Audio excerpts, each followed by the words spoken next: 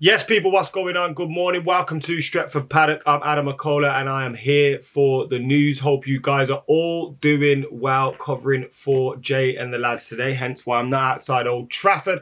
I will be back at Old Trafford tomorrow as Manchester United take on Atalanta in the Champions League. And we do have some team news ahead of that game.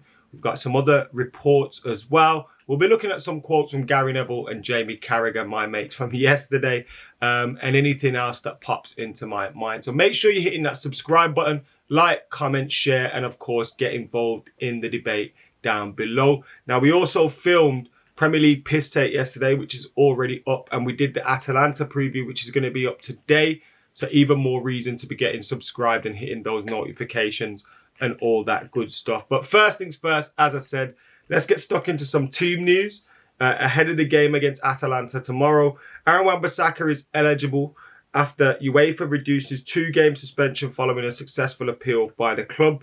So after he was sent off against Young Boys, we thought he would be suspended for 2 games, which included this week's game at Old Trafford. But thankfully, his appeal was successful and that was reduced to just the 1 game, which he has already served a suspension for. Fred and Edinson Cavani should also be available as their South American World Cup qualifying commitments meant it was not possible for them to appear at the King Power on Saturday. And Anthony Martial should be back in the squad as well after not being available for the last game. A little knock from international duty. He is now available and ready to be in the squad for this one. So Ole Gunnar Solskjaer has some selection headaches, and it feels like all those selection headaches that he has got has caused him to pick a team that's imbalanced. You're playing Cristiano Ronaldo up top. That means you lack a press. Would it be better to play him off the left? You know, you got Marcus Rashford, Anthony Martial, you could play on the left. Jadon Sancho, Mason Greenwood could play on the right. Mason Greenwood, Edinson Cavani can also play through the middle. You got Bruno and Pogba. Where do you stick them?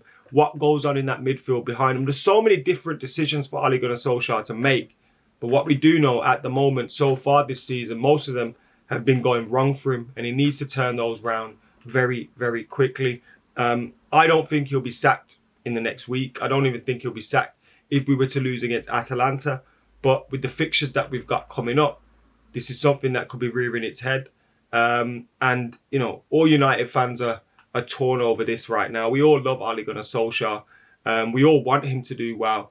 But has he proven that he probably is always going to be up and down, up and down, up and down? Maybe, but while he's in the job, I'm behind him. I want him to do well. It's just those doubts keep creeping. Those doubts keep creeping. We have heard about a couple of managers that could potentially come in for the job. Antonio Conte has been one of those. And Sport Witness had a story today, which was through reports in Italy. So this isn't their story.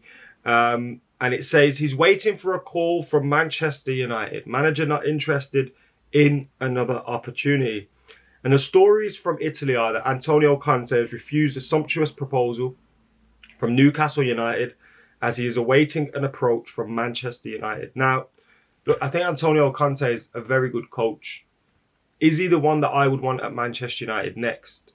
No, not in my opinion. Look, I think if he immediately came in, you know, I think with the way that he acts and celebrating with the fans and all those kind of things, I think you'd cling to that and you'd love him for that. I also think he's a manager that would make you competitive and, you know, he'd probably win a trophy. But I feel like it would be a very short-lived thing. If you look at his time at other clubs, it's never long-lasting. And do you remember the end at Chelsea? Do you remember the end at Chelsea? Because he won a cup and got sacked, if you remember. But do you remember the end at Chelsea? It wasn't great, you know, and he can burn his bridges very quickly. The squad could end up, like, for me, Antonio Conte isn't the one. Isn't the one that should be coming in next, whenever that is going to be. Another manager that has been linked with a job to Manchester United has been Zinedine Zidane.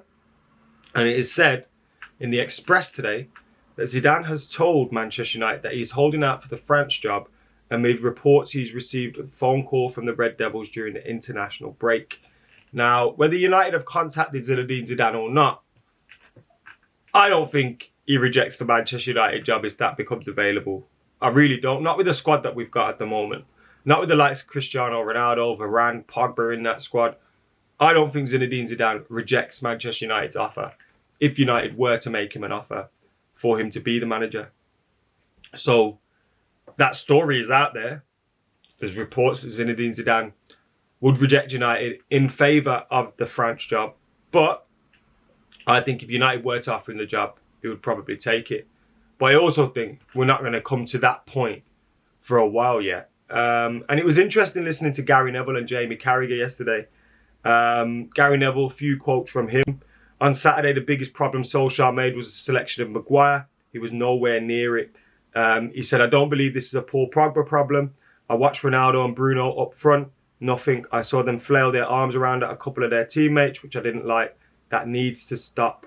Gary Neville was focusing on, he said himself, I'm never going to call for the manager's head. I want Ole to succeed. He said all those things. And we know that. We know Ole Gunnar Solskjaer and Gary Neville have a relationship. He's not going to come on public TV and call for his head.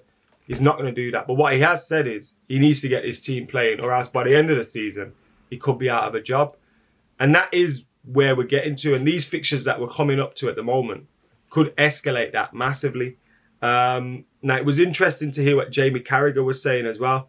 Jamie Carragher was saying that, if you look at Manchester United, Ole Gunnar Solskjaer has taken them forward. He has improved them. But you can't judge him compared to the standards of Tuchel, Klopp or Pep. Which maybe in a one-off game against them, he can get right. But I also agree. And Carragher was saying, I don't feel like he's the man to win a Premier League or a European Cup. And I've got to say, as much as I hope the next 10 games we win as many games as possible and we turn things around and we start to think, actually, we are in a title race. But those doubts that you had when Ole Gunnar Solskjaer was first given the job, for as much good as he's done along the way, they're still lingering there, do you know what I mean? And I guess yesterday I agreed more with Carragher than I did with Gary Neville. That's not a criticism of Gary Neville. He's in a difficult place. You know what I mean? He's one of his mates is in a position. He's not going to come out and ridicule him on national television. But he pretty much said the same thing as well. If he doesn't get it right this season, or he doesn't look like he's going to get it right this season, it will be the end for him. And unfortunately, that's where we've got to. Now, we play Atalanta in the Champions League. Huge opportunity for United. Get 3 points. We're looking good in our Champions League group again, with the one remaining home fixture being Young Boys, and those 2 away games against Villarreal and Atalanta, which is difficult, but you win your home game, you get a point in 2 of those, and you're probably going through. So, big opportunity, but Gasparini's side are a very good team. And what we've seen at Old Trafford over the last couple of weeks is, with Sevilla, with Villa, with Everton, if you're a good coach team, if you're a well-coached team, well-drilled team, Leicester, and you play well against United, you'll probably get something out of it, because at the moment, our players aren't delivering and our team isn't performing as a cohesive unit, which is worrying, because it, to me, says things are going to get worse before they get better. But I hope they get better, man. I really hope this is just a blip. And there's been times before where we've thought, is it done? And we swung it around, but I don't think the swing around is going to be enough this time, because this time we're being judged on trophies. This time we're being judged on challenging for the big ones. And unless we do that, it's unfortunately going to be that time. So fingers crossed for tomorrow. I'll be there singing my heart out for Ollie and the lads, but we need to win. We need to win. Let us know your thoughts in the comments below. Make sure you're subscribing, liking, commenting, sharing. Until next time, I've been Adam McKola. I'm out there.